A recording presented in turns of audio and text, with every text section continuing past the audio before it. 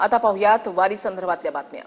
सोन्याच्या जेजुरीमधील एक दिवसाच्या मुक्कामानंतर माऊलींची पालखी वाल्हेकडे मार्गस्थ झाली आणि माऊली माऊलीचा जयघोष करत ज्ञानोबांची पालखी पंढरपूरच्या दिशेने मार्गस्थ होती। आढावा घेतलेला आहे आमच्या प्रतिनिधींनी, पाहूया। संत ज्ञानेश्वर महाराजांची पालखी खंडेरायाच्या जेजुरीतील एक दिवसाच्या मुक्कामानंतर आता वाल्हेकडे रवाना झालेली आहे। आज संत ज्ञानेश्वर महाराजांच्या पालखीचा मुक्काम वाल्हेमध्ये असणार आहे।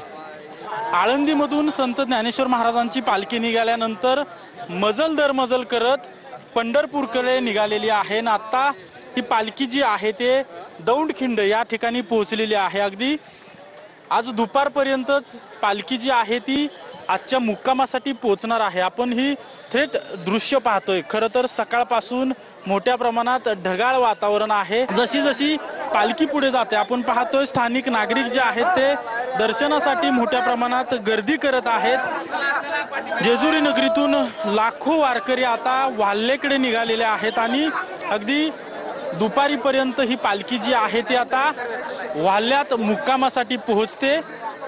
वाल्ह्यात देखील राज्यभरातून भाविक जे आहेत ते माऊलींच्या दर्शनासाठी येत असतात। कॅमेरा पर्सन सुशांत रावसह अजिंक्य धायगुडे, TV9 मराठी, वाल्हे।